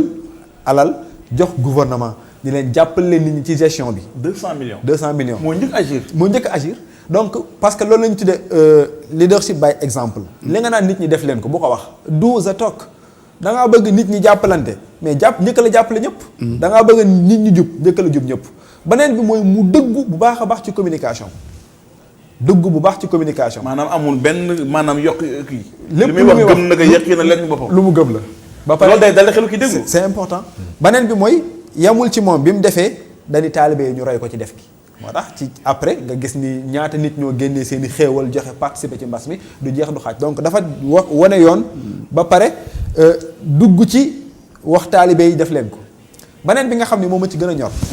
mooy avant nawet biy commencé lan la wax. yéen ñëpp dellu leen ca tool yi ngeen yeeslu joxe bis ni ñëpp nañ dem ci tool yi ku amoon tool demal ku amoon liggéey booy liggéey di yaxantu delluwaate ca tool yi mooy mi ngi dalal xel yi pour ñu def lu ñu tuddee maanaam anticipation avant mbas miy jeex ñun ñëpp commencé nañ anticiper yaakaar naa nawetu ren bi gën nañoo gis nawet bu ñu mel loolu vision moo koy maye xam ne naam mbas maa ngi fi nañu moytu. corona bi du lépp moo négatif ci moom. non du lépp négatif ci moom. corona parce que taw bi climat bi changé na ndox mi bëri na. man jàpp naa ni sax corona subhanahu wa taala lépp lu def indi fi zalika la amala li uli al absar tax na ñun sénégalais ñu xam suñu point faible. sur tous les plans suñu point faible ci éducation suñu point faible ci technologie suñu point faible ci économie suñu point faible tey ci suñu communication leader. parce que bi corona ñëwee ñëpp di xalaat nan la ñuy fexe ba génn ci économie ñun ñi ngi xalaat ni ñuy séddalee ceeb ak saabu. mais loolu garaaw na. non dañu am problème leadership parce que àdduna bi ñaari koy doxal leader et idéologie. idéologie bi ci àdduna bi séddale ay ceeb. beneen bi nga xam ne aussi moom a gën a ñëw ci Sëñ Muntaxa mooy nekk nit ku libre ci say xalaat mais aussi di waxtaan ak ñi nga nekkal pour firndeel na li may wax. moom Shura collège. Shura tey bi ñu nee nañu arrêté lépp luy rassemblement ci àdduna bi ñu tëj jàkka yëpp lañ tëj Màkka mooy jàkk ji nga xamal jumaa ñi nga xamante ni mooy bi gën a fort ak Medina dañ koo tëj léegi première ifta bi njëkk a génn Sénégal nga xam ne ulama yi ñoo ko def lan wax nañu tëj jàkk yépp parce que waa Màkk tëj nañ parce que waa Màkk tëj nañ ñoom jéemu ñoo xool lan moo xew ak lu xewul mais parce que waa Màkk def na nangam rek dañ ko wax a def il faut ñu xam ni ñun royloo wuñ ñu waa Màkk xam nga ku ñu royloo alquran ak sunna wa ma ataakum rasulu faquzuhu wa ma nahakum anhu fantahu du waa Màkk mais alquran la ñu royloo ak sunna kon du lu waa Màkk defee dañ ko war a def Sëñ Muntaxa bi loolu amee est-ce que dafa jël décision tag rek ni nañ tëj Touba déedéet li mu def mooy dafa def shura waxtaan ak ñi nga xamante ni mooy ñi nga xamante ñoom ñooy téye jumaa ji mooy waa kilifa yi ngànk jumaa ji ak ñi nga xam ne ñoo ngànk mouridisme ñu waxtaan ci bi ñu waxtaanee ci la ñu wut solution léegi li ma doon wax sànq entre leader bi nga xam dafay def gestion des crises ak leader bi nga xamante ni dafay ñëw pour créer changement ci système bi seen différence mooy kii solution lay wut mais kee dafay def innovation maanaam lan war a jaar pour génn ci. waaw innovation mooy da ngay xalaat waaw xalaat lu amagul mooy innovation bi léegi innovation ban la def na fukki nit ak ñaar di julli ci jumaa ji mbooloo amul mais julli mi ngi sax te loolu aussi dafay delluwaat ci Sëñ Tuubaa vision bi mu amoon parce que leader la boo xam ni dafa am lu ñu tuddee plan stratégique ak intente stratégique ci Matlabul Fawzayni yaa ngi wax sànq tey idéologie entreprendre fan la jógee ci mouridisme ak fu ñuy delloo ak yooyu parce que Sëñ Tuubaa laataa muy woote dafa bind li mu bëgg lépp ak fan la jëm ci Matlabul Fawzayni ni nii ak nii ak nii laa bëgg ñu doxe ko ci wàllu jaamu yàlla ci wàllu idéologie ci wàllu liggéey ci wàllu nangam lépp mu tracé ko tegal ko ay modèle saa yuñ jaaxlee fa la ñuy delluwaat kon Sëñ Muntaxa li mu njëkk a def mooy shura mais indi innovation parce que leader dëgg mooy ki nga xam ne moom mooy innover anglais danaa la change or die at-taghir awil mawt gis nga boo indiwul changement da ngay wala faatu te ñun tey nan daan jànge depuis 1800 ba tey moom la ñuy jànge beneen bi nga xamante ni tey du ma bëggumaa tëj mukk te jaaruma ci te dina ma ñor depuis 1960 ba tey su màggal Touba jotee wala gàmmu wala fête religieux yi li ñuy def CRD lan mooy génn ci CRD yi amuñu ndox dinañ soxla sapeur dinañ soxla lii dinañ soxla lii depuis man ba ma xàmmee ba tey les mêmes choses yu ñu doon réclamer chaque jour moom la ñuy réclamer ba tey xam nga lu ko waral gestion des crises dañoo war a dépasser foofu dem ci vision et innovation mooy xool Touba ñaata personnes ñoo foofa dugg ñuy nangami million yan jafe-jafe lañ am ci wàllu yoon tey dëkk bu toll nii expliquer Touba ci kanam solution la ci solution la ci mais am na ci loo xam ne il faut gouvernement bi aussi teg ci loxoom donc dëkk bu toll nii Touba amul benn pont benn pont am na ay rond point yoo xam ni demal rond point Mbàkke demal rond point bi nga xam ne moom mooy nekk Jannatul Ma'wa nit ñi mën nañ faa def 5 heures de temps duñu jàll ndax ay oto yu bari donc nga ni leader nga am nga vision doo wut solution ci loolu donc leader mooy ki nga xam ne du def gestion des crises. mais est-ce que état nekkul dafa seetlu murid ñoom boo xaar ñu demal seen bopp est-ce que état nekkul fa lay jaar moom nii murid ñoom bu caaf xamee rek ñu gérer ko. waaw en tout cas loolu bëgg lu yomb fi quoi. mooy li Sëñ Muntaxa defaat aussi maanaam ci wàllu mbënd mi. ci wàllu parce que boo xoolee dafa anticiper waaw léegi xaar ñu géej ci ndox mi. mooy liberté bi ma doon wax sànq ci mais loolu wóor na ci état aussi. wóor na ci état wóorul ci état mais rôle état dëgg mooy parce que Touba nekkul Mali nekkul Burkina Sénégal la nekk ba pare population Touba nekk population boo xam ne bu mag la lool di fay impôt di participer ci développement Sénégal di participer ci lépp kon donc li nga xamante ni moom la sénégalais yi moom bokk ko nan leen ci boole d'accord ñi ngi demal seen bopp am nañ seen liberté ñi ngi demal lépp mais am na ci loo xam ne seen rôle la te bu rôle boobu bu amul dina am jafe-jafe bu baax jafe-jafe bu jaax résilience bi dañuy entrepreneuriat liggéey la mooy fexe ba nit ñi mën a libre li ñu doon wax ci leadership jamonoy corona gi ñu nekk ak entrepreneuriat ba lecture nga ciy def ak màggal gi ni mu ñëwee nii est-ce que le murid lambda bi daan màggali daan yóbbu li docteur doon def keroog ci wàllu économie ñu ne presque murid lambda bi dina préparer environ 76000 dina ko yóbbu ci màggal gi boo xamante dina ko yaxantu mooy lambda bi waxuñu ki nga xamante ni mooy kii daral jamono ji bi ñu toll nii jamonoy corona nit ñi xaw a ñàkk nii te màggal gi mi ngi am parce que booy seetlu say bët day mel na dara xewul impact bi booy wax oto yi ni ñuy demee nit ñi on dirait que corona mosul fi jaar léegi lan moo xew qu'est-ce qui s'est passé wala naka la murid bi résilié yow ba li màggal gi di am comme si corona 6 mois yi bloqué woon économie Sénégal. waaw effectivement defe naa ni corona bi ak fi ñu toll ci màggal gi am na ci loo xam ne mën na ko expliquer am na ci leneen loo xam ne tawfeex yàlla suñu borom képp la. ak ci doylu ak wóolu ko ndax y a des choses yoo xam ne buy xew bu ko bëggee expliquer sax da ngay waane ndax ki ko def ci coobareem ak ki ko seqal te ñaan ko dafa xew a doolaat mais il est clair que ni corona bi mu fi jaaree nga xool tey ji murid nga entrepreneuriat murid dimension bi mu commencé jël à tous les niveaux muy dimension grande entreprise nga xamante ni ils ont des noms ndax booy tudd entrepreneuriat murid di ko jox tur yaa ngi tudd lu mel ne sëñ Ablaye Dia sëñ Mbaye Sall Sénécartour sëñ Seck ñooñu vraiment c'est des voilà ñoom ñooy vraiment ñeneen ak ñeneen des milliardaires très influents mais nag yamul nekk foofu taalibe aussi yamul foofu wàccaat beneen deuxième niveau d'entrepreneur ñoo xam ne xëy na xamuñu leen ak entrepreneur yi nga xamante ne ñu ngi seen ndox di kocc ñoom kese donc boo jëlee loolu yëpp bi fi corona jaaree ñi ci kaw ils ont été touchés ñi ci suuf ñëpp jaxasoo na ndax li njëkk am mooy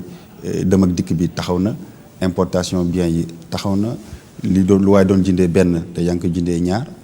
ku ci amoon salaire yoo fay te revenu yi dikkunu yaa ngi continuer di ko fay wala licencié nga mu def benn effet domino boo xam ni dafay dem ba ci murid yi nga xam ne nekkuñu entrepreneur waaye dañ leen doon liggéey ci foo xam ni murid da ko yoroon waaye bi mbënd mi ñëwee dafa obligé wàññi lu bari ci lam doon def.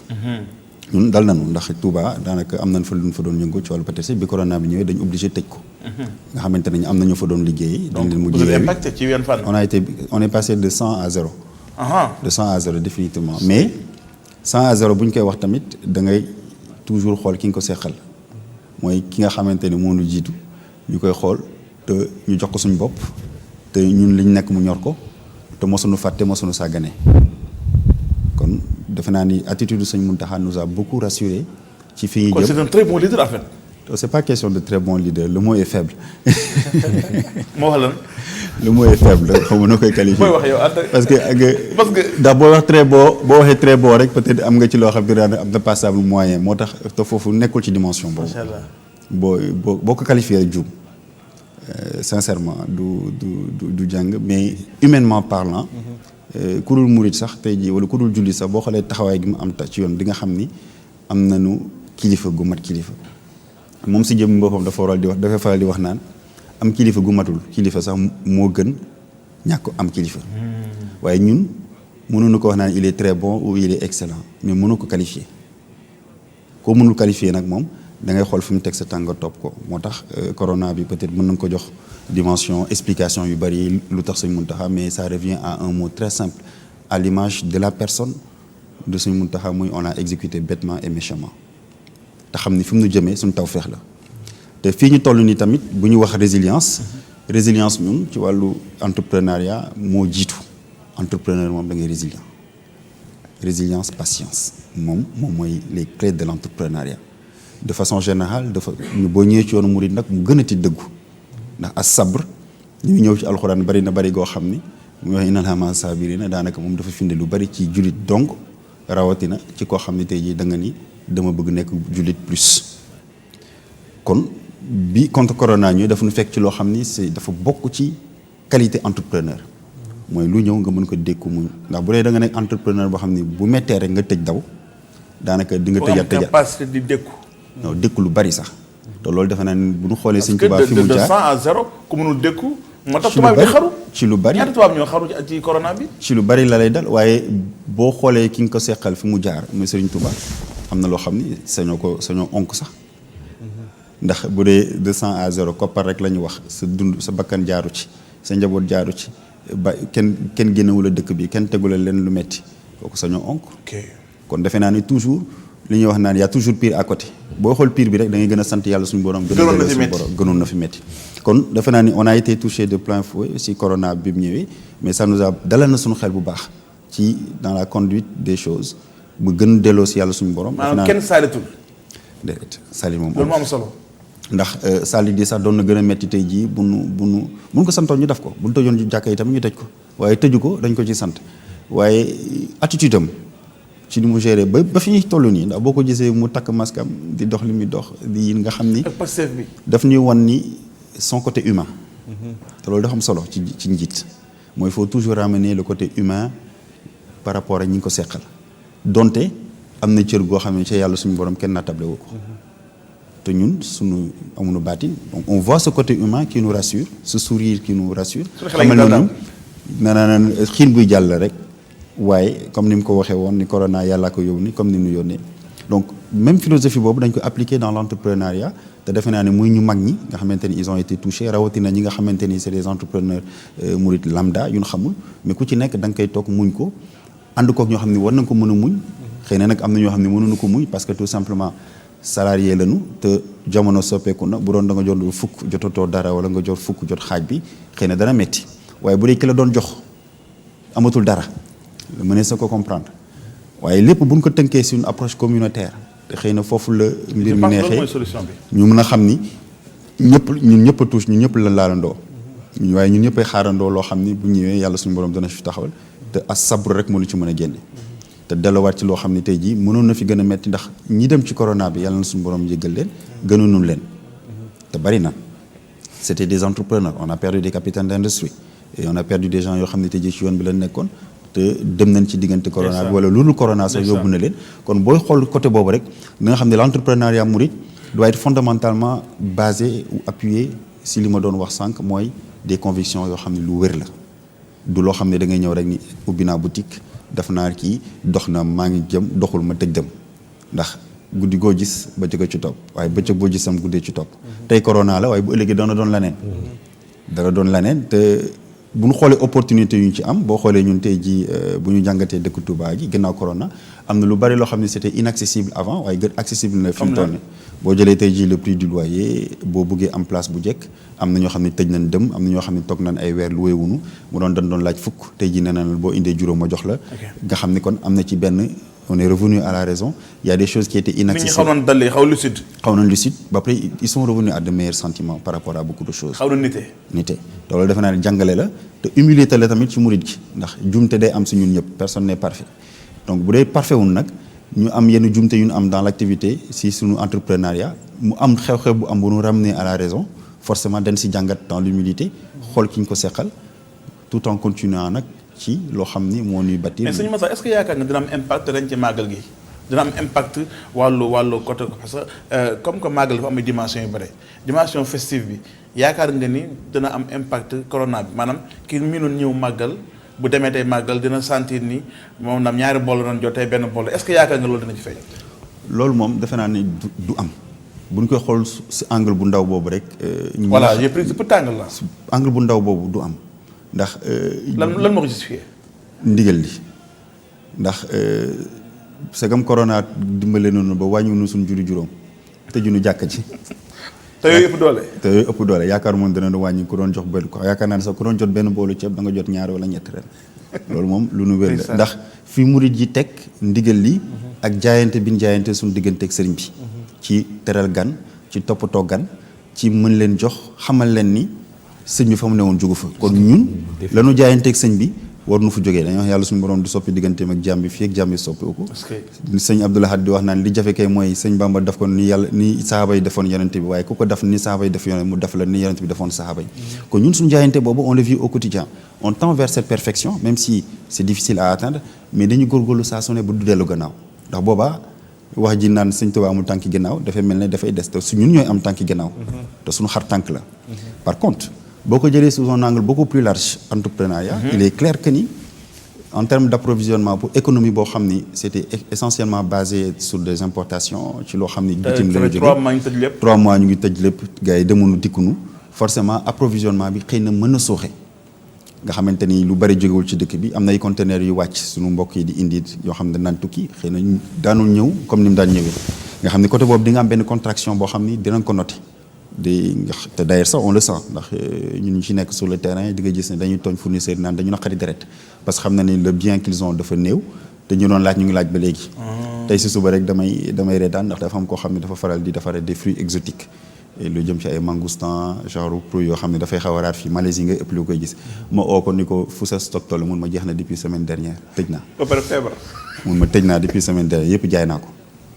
donc te duñ koy gis on voit que le marché n'est pas je dirais pas n'est pas approvisionné mais a subi en fait benn impact boo xam ne voilà loolu nag day tax dina indi ñaari mbir boo xam ne mooy demande bi jóg soppeekuwul ndax murid bu doon def daaw fukk di nga def tey fukk ak juróom xëy na tam ñi doon jaay tamit dinañ gis ni xëy na jekku nañ ko ñu yokk ci ndax loolu mënta ñàkk ndax suñu dëkk la noonu la tëddee te Touba daanaka danaan ci tawféex sëñ biram donc vraiment de façon ramassée yaakaar naa ni entrepreneuriat yoonu murid moom di delloo ci sëñ bi di xoolaat sëñ bi dañuy dimbali ci lu bari ndax dañuy jox pas-pas dañuy dolli jom dañuy dolli góorgóorlu ci lépp lu ñuy def mais li ci ëpp solo ci entrepreneuriat murid mooy mën a teg suñu tànk fi nga xamante ni sëñ bi teg na fa di yóotu fi sëñ bi teg tànkam mooy li may wax naan ce culte de l'excellence. culte de l'excellence. loolu. solo fexe baraw ñëpp. dégguma. fexe baraw ñëpp. yóotu li gën. yóotu li gën ndax lu baax ba mu feeñoo sëñ bi dafa ni baax na lool waaye leneen laa bëgg. loolu nag loolu ñun loolu mooy suñu jaayante. ndax moom bu doon dafa contenté wu ci liñ ko li mu ban ko feeñoo lañ ko proposé dem bi du am te lu bari ci yoonu murid du xew. kon segam moom loolu moo doon jaayante ñun suñu entrepreneuriat dañu war a góor def na docteur wax na ko sànq góorgóorlu ba lépp lu ñu entreprendre mu doon loo xam ni dafay nekk un cran supérieur ndax te li ñu gën a dimbali sax mooy xalif Sëñ Touba moom laa doon wax keroog mosul tabax loo xam ne yéemul nit qui n'est pas de l'entrepreneuriat la grande mosquée du Touba boo ko tiimee ci dëkk bi moom laa naan war na tax képp kuy def entrepreneuriat ci dëkku Touba googu nga yëkkati un cran au-dessus ndax loolu dañuy dimbali ci ñu mën a tendre vers la modernité dimbali dëkk Touba dans l'entrepreneuriat mais dans sa modernité aussi. Ça s'impose. Parce que Touba du dëkk bu ndaw en termes de population wax na ko sànq ressources yi muy générées pour l'État c'est des ressources conséquentes parce que boo jëlee TVA nga appliqué aussi consommation rek pour une population de 1,2 million mais qui est sur qu'à 1,5 million lu ñu consommé da nga ci 18%. nga jël tey jii marché téléphonie télécommunication lu mel ne opérateurs yi li ñuy prélevé ci taxe si jokkoo bi ñuy def le transfert d'argent pareil kon doon na dëkk boo xam ni dafa am benn importance capitale aussi bien pour l'État kon ñun taalibe murit te ñu yombal nañu lu bëri foofu ñu mën fa sanc di fa liggéey di fa daan suñu doole di fa suturlu war nañ mën a góorgóorlu ba répondre à cette norme d'excellence ba bu ñu xoolee jumaa ji tàkk suñu bërëb war a mën a tàkk war a mën a set war a mën a yees war a mën a yóotu loo xam ne dans l'entrepreneuriat ku ko xool di nga ne ah est-ce que. donc la grande mosquée c'est un rappel. de façon indéniable. en permanence. docteur. waaw mu am solo lool vraiment ñi nga xam ne ni noonu lañ ko indee ci ñun suñu ay gëstu depuis bu yàgg dañuy wax ne Sëñ Touba li mu indi projet de société la. projet de société tey jii nii soo koy dégg ci muy sociologue yi muy politologue yi ngay dégg ñu koy wax. Mais de plus en plus dama bëgg ñu koy aborder aussi du point de vue du projet de développement. projet de développement. xam nga ndax dafa doon loo xamee ni dañ koy jooytu tamit fii ñu toll ci jamono ji maanaam Sénégal dañu am problème mu yoon wu ñu jaar ñu bëri nag di xalaat ne xaj na principe yi nga xamee ni ñu ngi koy gis muy cette image de réussite des mourides dañuy wax ne c'est une confrérie au fabuleux destin toujours dañuy bëgg li ñuy jëm mu doon lu rëy dañu am bët bu rëy moom la ko wolof di waxee loolu est-ce que war na mën a nekk cëslaay pour suñu réew bu ñu bëggee dem ci li ñuy tuddee développement loolu laa leen bëggoon a laaj. macha allah sëñ Bamba ma jox la 3 minutes nga tontuwaale préparer wala say conclusion. d'accord di nga ma may rek ma am benn point boo xam ne dinaa ko leeral mooy les 4 cadrans yi. les 4 cadrans. ok lan moo tax mu am solo parce que esprit d'entreprendre mooy nit ki bu fekkee da nga bëgg a nekk un entrepreneur ci xel lay jógee lan moo tax murid yi ñu ci bari dem vers l'entrepreneuriat te chercher wuñu salaire. Robert Kiyosaki dafa bind benn livre tuddee ko Père riche et Père pauvre ni ki riche ni muy conseiller ay doomam maanaam ni mu koy dénkee ak ki nga xam ne dafa am ay jafe-jafe xaalis ni mu koy dénkee du benn ki nga xamante ni maanaam amul koom li muy wax doomam mooy jàngal am diplôme am liggéey am xaalis ki nga xamante ni nag mooy ñoom ci yenn situation yi nag ci situation entrepreneuriat li ñuy wax ak seen i doom mooy fexe leen ni ngeen di amee seen yëfi bopp ba embauché nit donc Robert Kiyosaki génnee 4 cadrans xam naa après dinaa la ko jox pour nga mën ko afficher nit ñi mën ko comprendre bu njëkki mooy les employés mooy ki nga xam ne dafay jàng ba am diplôme am dem jaay boppam donc ay waxtoom lay jël di ko jaay ngir ñu koy mosal ci waa ji li muy am. loolu moo ëpp Sénégal. moo ëpp Sénégal mooy salarié quoi. te loolu la ñuy conseillé suñu doom yi jàng leen am diplôme am xaalis donc loolu mooy jafe-jafe bi njëkk conseil bi nga xamante ni moom la. parents yi boobu mooy première bi boobu mooy bi gën a faible. moom mooy bi gën a faible jëlal modèle économie yëpp dëkk yi nga xam ne ñoom la seen économie yeeg ñëpp du ñooñ ñoo fa ëpp. alors moo tax sëñ Matar bàyyi banque yi bàyyi Sonatel créé. donc loolu mooy premier modèle bi deuxième modèle bi moom la ñu tuddee self businessman mooy ki nga xam ne dafay liggéeyal boppam kooku day jël xelam ak waxtoom ngir am xaalis nga xam ni bu fekkee sa xam-xam dafa limité wu bu fekkee aussi sa temps dafa limité wu parce que 24 heures nga am xam-xam aussi mën a dajal xam-xam yëpp moo tax souvent ñooñu dañuy am jafe-jafe ci yenn am-am tey boo jëloon ñu mel ni tailleur yi bu tabaski jotee dañuy yokk temps mais lu ñu yokk temps dañuy am limite parce que benn nit la mënuñoo jeexal 24 heures yi donc kon ñaar yooyu ci la sénégalais lambda yi gën a nekk te ñaar yooyu moo gën a indi jafe-jafe ci wàllu koom mooy entrepreneur mooy nu mu tëddee employé ak self businessman troisième bi mooy ñi def big business mooy les entrepreneurs mooy ki nga xamante ni day teg système jël ay nit ñu koy liggéeyal mën naa bañ a am xam-xam mën naa bañ a am temps bu bari parce que salarié yi ñi muy employé ñoom ñooy xam-xam bi ñooy joxe temps bi da ngay jàng ba am bac plus x jël benn waa joo xamante ni ca daara ja la génne tey nañ jël ku mel ni Serigne Boub tey boo ko jëlee nga xam ni ndongal daara pur et dur 100% ñan ñoo fa nekk di ko gérer ay kiiwam lu jëm ci wàllu marketing am ñu am bac plus x ñoo koy gérer kon donc man liggéey naa fa 2 ans donc kon li ñu mën a jàngale foofu mooy ki nga xam ne mooy def big businessman moom day jël xam-xamu employé lay jël ak seeni temps ngir moom mu mën a te boobu baax na léegi boobooy bi gën boobooy bi gën ak ñi nga xam ne dañu am xaalis investir boobu mooy quatrième bi mooy quatrième bi mooy ñi nga xam ne am nañ xaalis di investir ñooñu nag seen xaalis moo leen di génneel xaalis employé bi temps am lay jël pour am xaalis te 24 heures la am self businessman bi temps am lay jël ak jëmmam ngir am xaalis businessman bu mag bi entrepreneur bi moom taawu jàmbur ak xam-xamu jàmbur lay jël ngir am xaalis moom moo tax mu mën a bàyyil njabootam dara bu fa nekkatul mais yow salarié bi looy bàyyil sa njaboot. te boo jëlee instant bi boo ko appliqué ci mouridisme léegi nag ci mouridisme lan moo tax ñun mu bari ay entrepreneur parce que ci jamono ñëpp xam nañ ni yoon wi boo mësaan a nekk ab murid doo dugg fonction publique tax loolu jafe-jafe la woon. amoon na fi. donc comme que tëjal nañu fonction publique lu fi des. informel. moo tax nag ñu bari ñu song foofu. loolu nag buntu la boo xam ne. 80% économie Sénégal foofu la. ñu ngi leen di sant bu baax ci loolu ndax dafa am benn waay boo xam ne da doon déposé benn liggéey ci benn entreprise directeur entreprise ni ko ndax am nga adresse email. mu ne ko awma adresse email mu ne ko fii mënoo fee liggéey ku amul adresse email du fi liggéey xëy na bi mu ko waxee loolu mu jaxasoo génn pour naan café mais mu xool barab boobu amul ku fay jaay café mu dem teg table café am commencé jaay café gis ni café gaa ngi dox mu commencé tukki commencé indi donc commencé def système entrepreneuriat ba ci kanam mu yor ngandi industrie yu gën a mag ci wàllu jaay café benn waay ñëw fa benn directeur marketing ñëw fa déposé mu ne ko jox ma sa adresse email pour ma envoyer la sama CV mu ne ko aw ma adresse email mu ne ko homme d'affaires bu toll nii yow amoo adresse email mu ne ko si amoo adresse email mu ne ko bu ma amoon adresse email gardien lay doon. ba mu amoon adresse email mun ko gardien lay doon kon par exemple nit ki dina la xañ dara mais mu ubbi la ay buntu kon loolu ñu xañoon tey moo ñu ubbi lii nga xamante ni mooy ñëpp di def ci kasbul xalaal dem ci mbay mi dem ci sàmm gi dem ci loo gis rek ñu ciy dugal seen loxo parce que lee ñu leen xañoon mooy salarié boobu ñu leen xañoon moo leen indil ñu gëm seen bopp ngir mën a avancer léegi pour ñëw ci question bi nga xam ne moom waaw une minute fi may tëjee rek mooy ñu xam ni développement li koy indi mooy tabax xel yi te ñaari outils yi ëpp solo ngir tabax xel c'est éducation et média moo tax média bi am na rôle bu mag a mag ngir orienter population bi bu baax a baax ci seen xalaatin ci seen jëfin ci seen waxin ci seen melokaan ci seen lépp média bi da ci am rôle mais aussi éducation bi ñu tegal ñu modèle boo xamante ni dañuy permettre fii bëgg suñ dëkk jëm fa ñu orienter fa nit ñi mais pas ci langue kase déggal arabe déggal anglais déggal espagnol bu fekkee amoo ay compétences li ñu tuddee life skills boo amul ay compétences mënoo développer dara moo tax Sëriñ Tuubaa bind nax ju xadaa il xaaj amal xam-xam mais xam-xam boobu bu fekkee mënoo koo utiliser mën cee jariñ doomu aadama yi xam-xam boobu du doon xam-xam boo xam ni du jariñ la mooy nafal am bi nga xam ne Sëñ Tuubaa wax na ko ci booy sàkku xam-xam mooy sàkkul xam-xam ngir dundal xam-xam mais sàkkul xam-xam ngir jariñ doomu aadama yi mais aussi tamit fexeel ba nga mën a jàppale doomu aadama yi ngir mën a bàyyi sa empreinte. macha allah ki nga xamante ne mooy Sëñ Matar léegi fi ñuy tëjee rek gis na ni màggal gi li muy drainer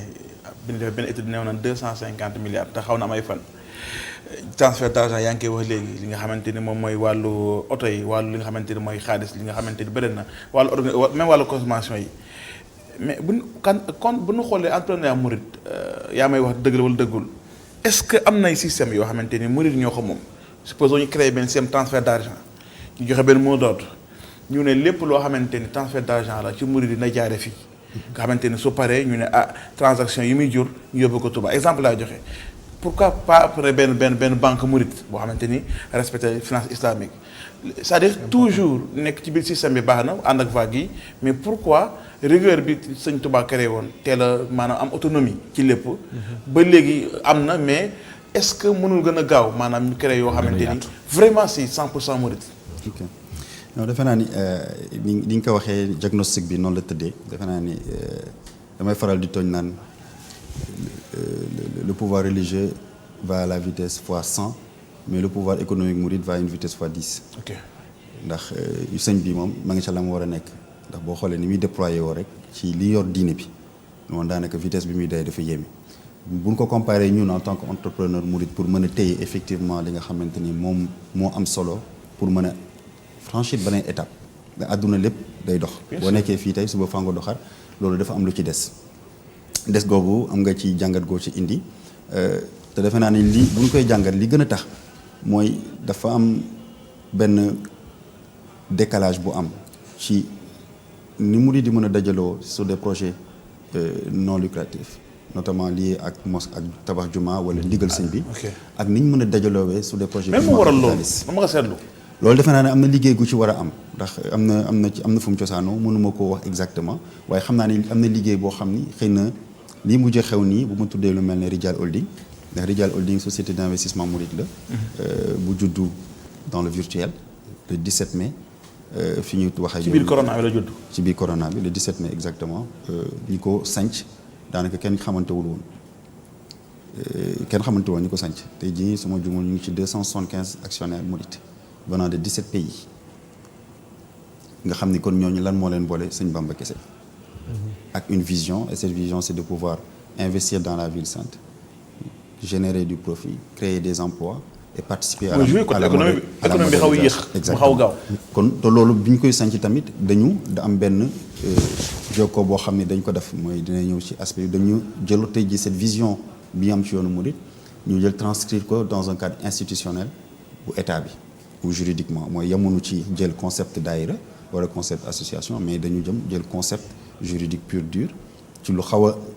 ñaw sax ci concept nga xamante ni nekkul SA ñëpp xam wala SARL on est parti se structurer en société par action simplifiée avec conseil d'administration à capital variable. nga xamante ne loolu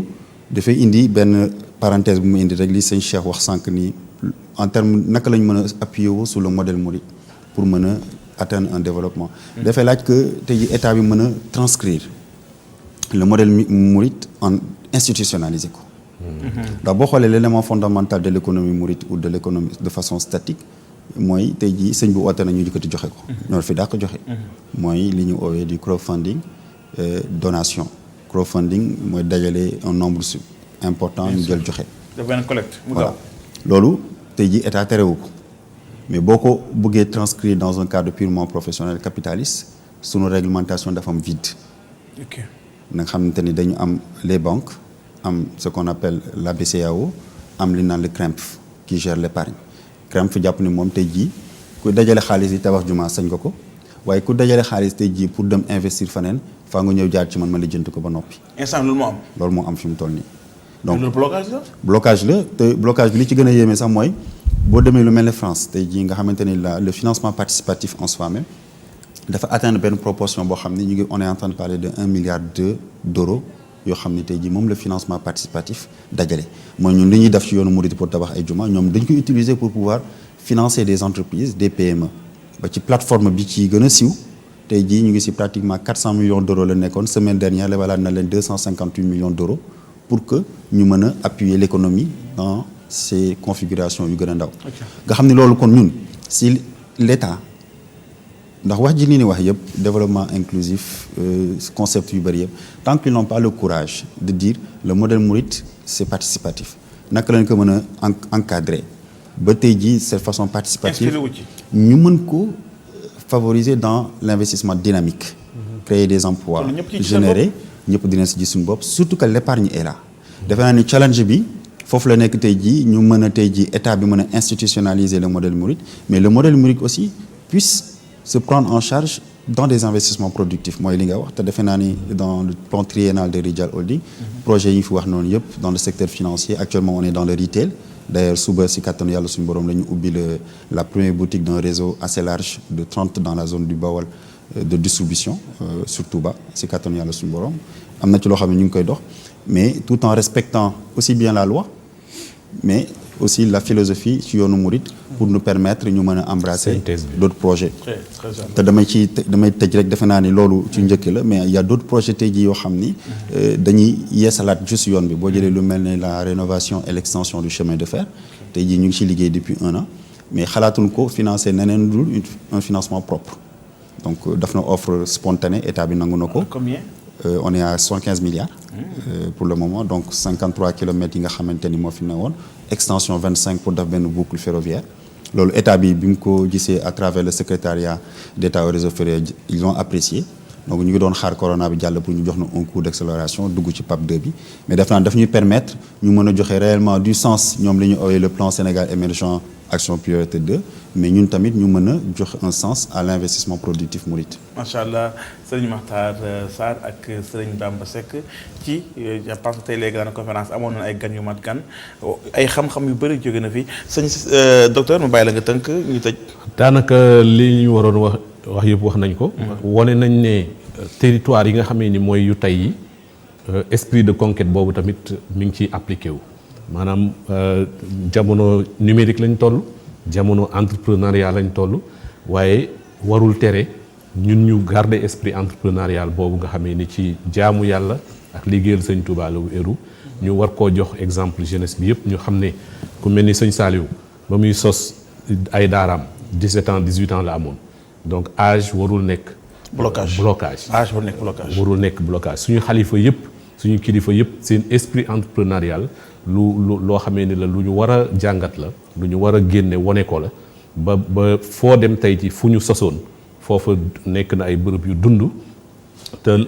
jamono tey jii ñu nekk tamit territoire yu bees yi génn ñoom ñi nga xamee ni ñooy ndaw yi tey war nañoo appliquer yooyu philosophie appliqué boobu esprit entrepreneurial. macha allah di la gërëm sëñ Bamba Seck kontaan trop si yitte bi xam naa yoon yamu ci benn gis nañu li nga xamante ne mooy profil bi duñ ci xaw a doyal daan ci dafa yeneen